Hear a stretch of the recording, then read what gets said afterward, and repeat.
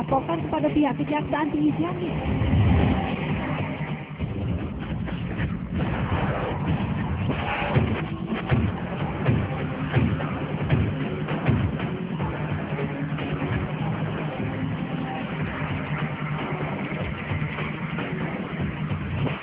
Apa kabar pemirsa, Hukrim kembali hadir ke hadapan Anda.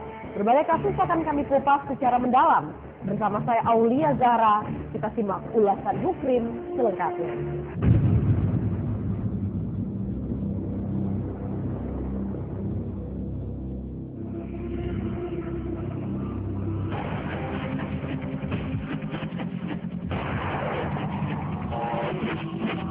Dianggap kejaksaan, ya, kejaksaan lebih besar dari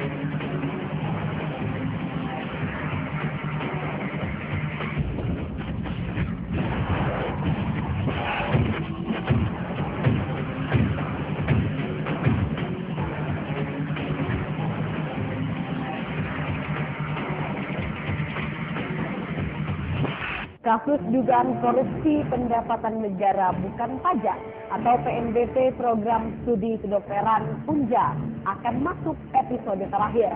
Dalam kasus yang melibatkan mantan rektor Unja, Kemas Arsyad Somad ini, sang rektor dituntut dengan hukuman 1 tahun 7 bulan penjara oleh jaksa penuntut umum karena terbukti merugikan negara sebesar 1,2 miliar rupiah. Namun apakah benar Kemas melakukan tindak pidana korupsi atau ada faktor lain? Berikut kita simak Hukrim episode Kemas Menanti Keadilan.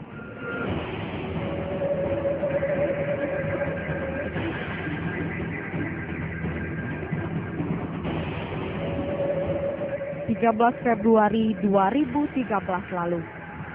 Kemas Arsyad Somad yang merupakan salah satu sosok tokoh masyarakat Kota Jambi dan juga merupakan mantan rektor Universitas Jambi harus ditahan oleh penyidik Kejaksaan Tinggi Jambi.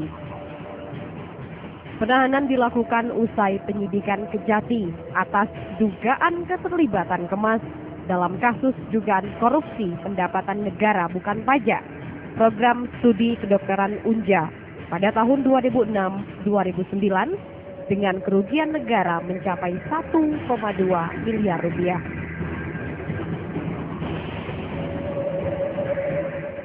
Ada banyak cerita yang tidak banyak diketahui masyarakat.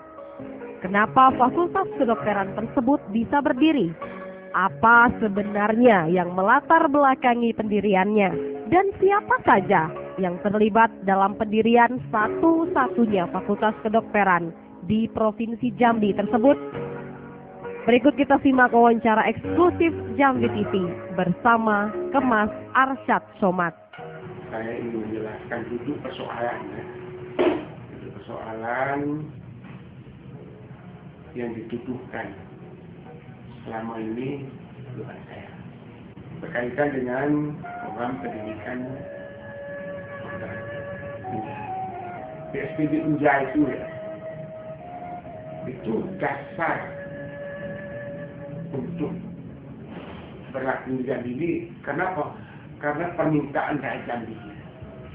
Rakyat Jambi mendesak, lalu tokoh-tokohnya duduk sejarahnya kan itu.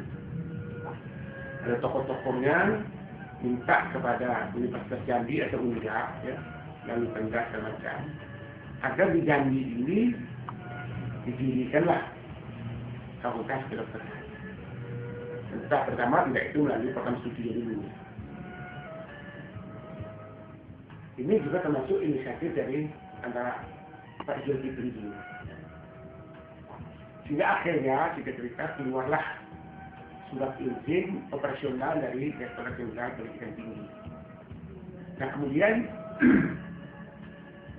saya tidak mendana, ya. Kalau dirjen itu tidak boleh minta uang melalui dana APBN, tidak boleh. Syarat untuk dapat pendidikan kedokteran, harus dokter, itu dikatakan bahwa Unja atau tidak dibenarkan, ya, minta dana dari APBN. Tapi memang DIPA Unja untuk dokter memang belanja.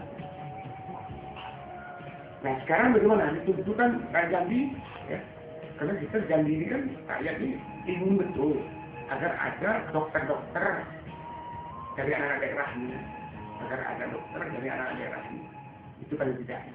Karena selama ini ya anak-anak daerah ini udah mampu, nggak ada peluang untuk dapat masuk sekolah dokter, itu susah, kayak lulus, biaya tinggi, sehingga akhirnya kita Jambi ini selama ini sulit. Nah, di satu sisi, ya, masyarakat kita di dusun-dusun, di pedesaan, itu sangat membutuhkan adanya tenaga dokter. Dan kita ini tidak punya pengalaman ya menjadi dokter, tidak ada. Waktu itu yang sangat betul-betul darurat. Cuma kemauan, tekad untuk cita-cita rakyat Jambi agar program dokter itu tidak. Sehingga akhirnya dibuatlah harus rektor waktu itu saya minta oleh mereka oleh beliau itu dari rektor industri dulu saya dipegang langsung untuk menyelamatkan program ini.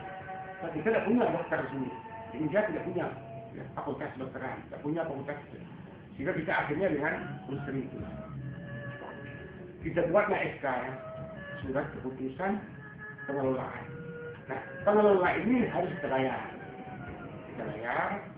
dan ini pun diatur oleh industri mengatur semuanya. Kita tidak punya pengalaman. Maka rektor mengeluarkan surat keputusan rektor sampai keputusan pengelolaan, juga keputusan tentang honornya. Nah, mengenai jumlah honor, mengenai besar honor, bukan kita yang menentukan, tapi yang menentukan adalah industri. Terus membayar itu pengelola itu. Mereka kerja siang dan malam. Dosen-dosennya dari industri, semua dari industri, tapi tidak ada waktu itu, tidak ada.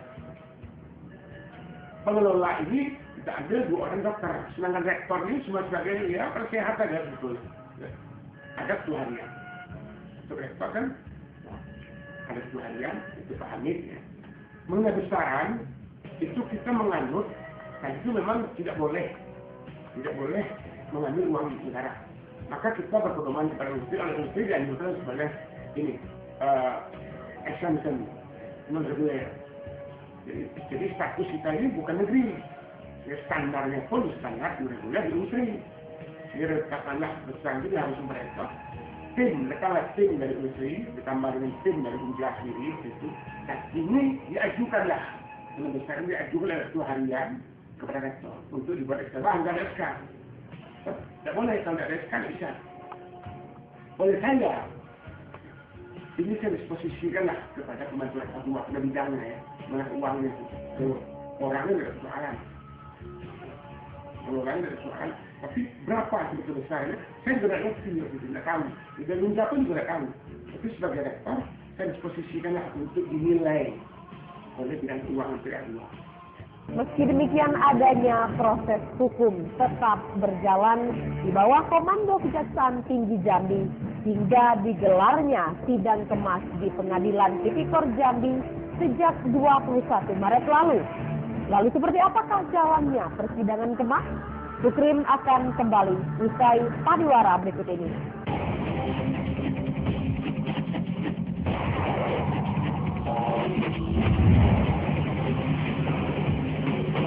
Melaporkan kepada pihak Kejaksaan Tinggi Jambi